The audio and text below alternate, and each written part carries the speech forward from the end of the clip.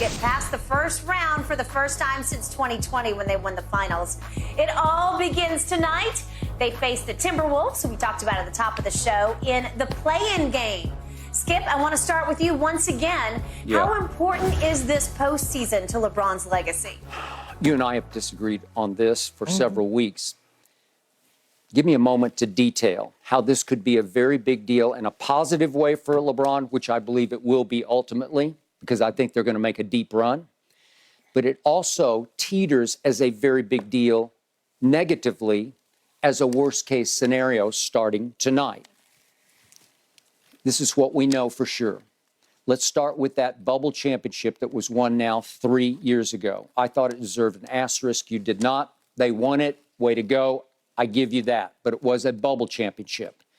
Since then, LeBron's Lakers have finished the regular season in the West in 7th place the first time around, which put them in the play-in, 11th place last year, which missed the playoffs, and 7th again this year in the West, which puts them in the play-in.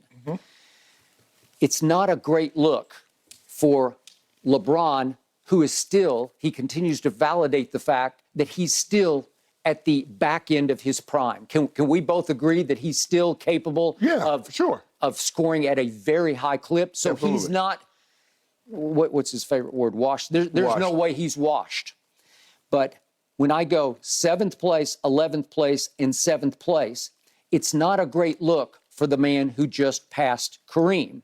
So what happened the first time? 7th in the West. They had a play-in game against Golden State. They won it, and LeBron hit a great late shot after getting poked in the eye. But then what happened? They play Phoenix on its way to the NBA Finals. They lose in 6 games. In 5, it was a really bad look because LeBron just threw up his hands with 6 minutes left in the game and said, "I've seen enough." I think we have the video of it. And he just walked off the bench and walked up the tunnel and said, "I'm done." And they were done in Game 6 back in L.A. So that's all he has to show over the last 3 playoff runs. Starting tonight, obviously, they get Minnesota at home. Okay, I believe that tonight should be a gimme. I told you they won 123-111 at Minnesota 11 nights ago. And obviously, without Gobert, without Jaden McDaniels, without Naz Reid, this should be a walkover to me. But here's the worst case. What if Minnesota comes out and shoots out of their minds, which they're known to do? What if Cat gets hot? What if Ant-Man gets hot? What if Mike Conley makes 5 threes? What if you slip up and blow this game? Well, here will come, I believe, we're going to go back and forth about this in a few minutes. I believe New Orleans will beat Oklahoma City. I believe New Orleans would be even more dangerous for you guys at home than Minnesota will be tonight. You disagree with that, but I say that would be worst case because LeBron, after passing Kareem, he needs to validate it to some degree with some kind of playoff run because they're good enough to make a deep run. Right. So if you blow 2 play-in games at home, that would be a really bad late career look, given the fact that you went play-in, out in 6, missed playoffs, and then this would be worst case, 7th seed, lose 2 play-in games, right? Yes. Let me ask you, okay, if you don't mind me asking, since 2020, how many teams have won the championship? 2020? Yeah, because that's when the Lakers won their championship in 2020. So you've only had a champion in 21 and 22. Yes. So you had Milwaukee in 21, and then you had Golden State. Yep. Okay. So there's 30 teams. So since 2020, only 3 have won the title. Okay. LeBron James happened to be on one of the teams that won the title. So I'm just trying to figure out, LeBron's legacy is etched in stone. If he doesn't win the title, it's not a ding. He averaged 29 points a game in year 20. I'm just trying to figure out, so did Kobe's legacy take a hit? He missed the playoffs the last 3 years of his career. Yep. You ding his career? You ding his legacy? No, but he was hurt and hurt and hurt some more. But see, why is it like anytime somebody is hurt, we'll give them the benefit of the doubt they're hurt. Yep. But LeBron James, I don't know the seriousness of it. Yep. LeBron James got a growing. I don't know the seriousness of it. Yep. Okay, Jordan, the last 2 years of his career, he missed the playoffs. Yeah. Did it ding his legacy? No. Has Why LeBron not? been hurt nearly as much as Kobe was? Skip. You talk about a guy, you said he was Iron Man. Now you say not anymore. Okay. He's been playing an average of about 55 games a year. Okay. Before he got to LA, what was he playing the average of? About 74 a year. Okay. So he was missing on average 8 games. So I've given it up. He is no longer Iron Man. Okay, then. So now all of a sudden, he's missing an average of 27 games a year versus the 8 games that he was missing in his first 15 years. Yep. And basically, you telling me, like, so I'm just trying to figure out how you gonna ding his legacy if he doesn't win. Okay, dinging legacy is when you're still at the back end of your prime and you finish in the Western Conference 7th, 11th, and 7th. It's not right. Okay. It's underachievement for LeBron James' team. So when Steph Curry and them, when they missed the playoffs, did you ding Steph's legacy? When they missed the playoffs? Yeah. How much was he hurt that year? Well, LeBron was hurt. You remember when Solomon Hill was playing football? But he's playing 2/3 of the games. Hold on. Do you remember when Solomon Hill was playing football? Mm-hmm. Okay. I didn't think he was playing football, but that's what. The man dove for the man. You know that. I ain't seen nobody else dive like that since. Okay, he pulled up. He rolled off. He didn't come down with full weight force. Okay, and then one year that was the bubble, the championship. They played 45 games, and then last year, 2021, he played 56 games. Okay. This year he played 55 games. All right. Okay. That's what I say. But he's been right around that same number. Yes. Which is he reasonable. playing at a high level? Okay. But they start off 2-10, and yet he played 10 of those 12 games. Yes. And he didn't play very well. Yes. And he shot 25% from 3, which is a liability given how many threes he attempts per game. Did he turn that around? No, he turned around Sunday. He finally made 8. He shot 31% from 3 this year, which ranked 144th out of 149. That's 6% better than the 25 that he shot the first 10 games. Okay, but he was horrendous from 3 all year, and you know it. He averaged. Yet he was the 35th in attempts, and he finished 144th in percentage. That's a horrible mathematical number. That means you're a liability to your team. Can I ask you a question? Yeah. Do you ding Tom Brady's legacy for the last game, how he looked, his last playoff game? You dinging him? No, but he won 7 championships. No, LeBron's got 4. Okay, well, they did make the playoffs. He did make the playoffs. Okay, he had 1 game for the playoffs against Carolina, and that was his best game of the year. Okay, so I'm saying here's your play-in and your chance to make a playoff run. But my thing is, Skip, is that you see how you made excuse what Tom Brady was this, and he did make the play. Okay, he has championship. But he didn't have bad look finishes his last 3 years.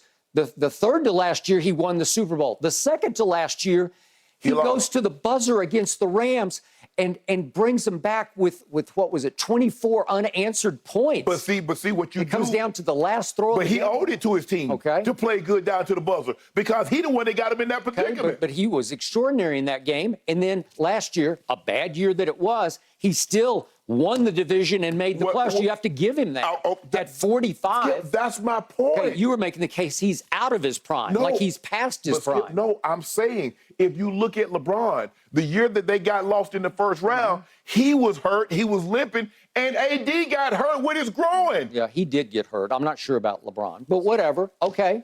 All right. But the point is, in the biggest picture, when I look at this year, as LeBron said, it's like we played 4 or 5 different seasons. I have never seen him better than from December 30th to February 7th. He was on fire. He was obsessed with passing Kareem Abdul-Jabbar. And he did so at home, unfortunately, in a game they lost. Right. But he did that. I was applauding. I could have jumped up on the table and applauded him because who would have ever thought that a 38-year-old in year 20 could perform at that kind of a level where you're averaging, what was he averaging over that stretch? 35 a game, 38 a game? I'd never seen anything like it before. And he pulled it off. And then he just hit the emotional, psychological, and physical wall. Right. And he needed some time off to regenerate. And he did it. Right. And he came back right on time after Rob Pelinka, to me, won Executive of the Year by turning this team upside down and pointing it north after it was heading south under the cloud of Russell Westbrook. But all I want you to do is to give LeBron the benefit of the doubt like you give Tom. Tom wanted Julio. Gave Tom. It's past tense. Okay, you gave Tom. Okay, yeah. He wanted Julio. You said Julio didn't have anything. No. Okay, Tom wanted him. He did. At the end of the day, you started to say, well, Mike Evans can't do this, and Chris Godwin look bad. When I say LeBron needed a shooter, how much help does LeBron need? like I said, you give everybody else the benefit of the doubt that you've never been willing to give LeBron. I'm saying he's got a squad around him right now, thanks to Rob Pelinka. I like every move they've made, including Tristan Thompson. Watch Tristan give him 10, 12 good minutes a night. High energy minutes. I hope so. Okay, smart minutes. Fight your butt off kind of minutes. That's what you need around LeBron because he's played with LeBron and he knows how to vibe off him and vice versa. I mean, think about this, Skip. Okay? You're asking a guy in year 20, a guy in year 20, something that we unprecedented. Okay, I got it. And you're saying that, you know what, man, in year 20, if he don't do this, it's a ding on his legacy. Okay, but what I'm saying is the ding started early this year because I counted 15 games, and I'm not going to drag you through the mud of all these games, but you know and I know they left a bunch of games on the table. Sometimes it was LeBron, sometimes it was Anthony. They left games on the table that were begging to be won that neither LeBron nor AD could close. Okay. 15 times, and they were outrageous. I got a long list of them. So you set yourself up for this, and now you're chest beating about, isn't it great that we went from 2-10 to being plus 500? I don't talk about. You just did the same thing for Tom. You said he played the best game of the season against Carolina. Yeah. So why were they in the position that he needed to play his best game against Carolina in order to win the division? Well, they weren't underachieving. They were just a bad football team, and you said they were. They were just a bad. I never said the Lakers were bad. When you got LeBron James and Anthony Davis, you can't be a bad basketball Well, how can you be team. bad when you got Tom Brady to go? You say he's the greatest athlete ever. So how can you have a bad football team when you got to go? The greatest athlete ever. Well, you say he's the greatest performer ever. Okay. And he plays the most important position in all the pro sports. So now you got the greatest at a sad position of the most important position. How can you be bad? Okay, but he is the GOAT. LeBron is not the GOAT. Michael Jordan is the GOAT. Right? Well, if he's the GOAT, why were you bad? Okay, you still have cases to be made that you're the GOAT. Okay, we done deal. Okay, well, that's in your mind. No, we the greatest scorer. That's delusional on your part. Skip, I mean, what else we need to do? We got 39,000 points. Okay, you need to validate that. You need to redeem what didn't happen the first of the year. You need to redeem the fact that you lost to Oklahoma City on passing Kareem night. Skip. And Anthony Davis is saying, how could I celebrate? We lost to the Thunder. So I'm making sure I'm hearing you correctly. So everybody that's ever broken a significant record, their team has won in the process of breaking said record.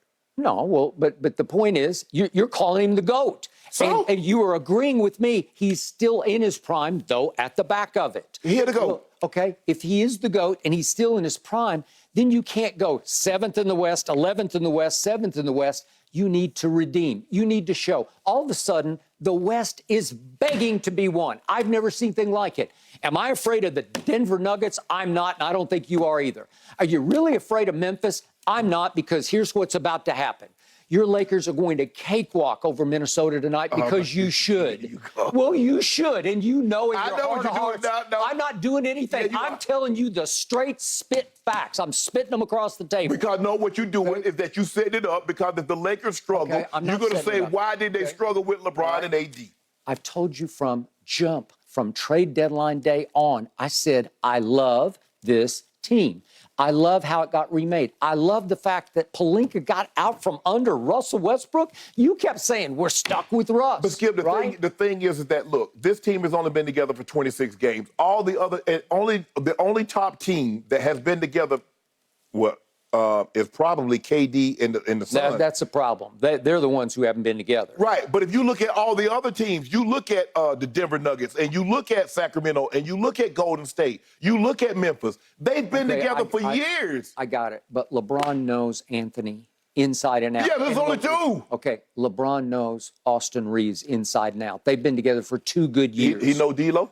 Okay, no. What about Jerry Vanderbilt? Okay, well, those are the new pieces. Beasley? Okay, you know and I know they're the new pieces. Right. But they're not crucial pieces. Yeah, they are. They're just good pieces. No, Skip, they're crucial. The crucial, what have you told me? Austin Reeves is the 3rd best player. Yes. The first best player, you could argue, is Anthony Davis, or 2nd best. I still think he's the 2nd best. But here's the thing. The 3rd best is Austin Reeves. Does LeBron have connection with those two? Yes, Does he have experience? Yes. Okay. Draymond is not the 3rd best player on the That's Jordan Poole. Yeah, is he not important? Is Kuminga? Okay, Wiggins. Let's just say Wiggins. Are they not important? You talk about, oh, well, they got 3 players. They got this. No, all those guys are important. But Wiggins was like the first best in their playoff run last year. He was. I think he was the most crucial player on the floor. If Steph hadn't have gone out of his mind in that game 5 when he just lost his mind and went on Boston and scored 43. I'm going to remind you this. The 1 seed in the West is the Denver Nuggets. They're the 6th best odds. They have the 6th best odds to win the championship. The 2 seed is Memphis. They have the 8th best odds to win the championship. The 3 seed Sacramento has the 11th best odds to win the championship. The 5 seed Clippers have the 9th best odds, which brings me to your Lakers, the 7th best odds. So your odds are better than the Clippers, obviously, better than Memphis, and only 1 slot below Denver. Right. What's not to love about this except for the Suns? I'm going to say it again. I said it early, and I'm going to say it again. You will beat Minnesota because you should beat Minnesota, and you know that in your heart of hearts. Yeah, we should. Okay? Then you're going to face Memphis, and you will beat them in 6 games just because you have LeBron and Anthony Davis and way more experience and know-how and high-level playoff grit and experience than they do. You know and I know that's going to prevail in time over a younger, fresher, more athletic team. Well, I hope so. Okay, and then you're going to get Golden State, I believe, because I think Golden State will get Sacramento. I'm not sure they can win game 1, but they just might win game 1 because all the pressure is going to be on Sacramento. Yeah. I think you're leaning Golden State. I am leaning Golden State, okay? yes. So then you would get Golden State. Do I think you could beat Golden State in 6 games? I absolutely do. Do I think you could beat the Suns in the Western Conference Finals? I do not. I'm on record. I'll give you 7 games, but it could go to the 7th game of the West Finals, Lakers at Phoenix for all the marbles, and I say Kevin Durant outplays LeBron. I in that welcome game. that opportunity. Okay, well, you would. And would you be satisfied with it? Because you're giving them only a 15% chance. No, I would not be satisfied. Because once you get to that point, hey, I'm looking at the NBA Finals. Okay, I got it.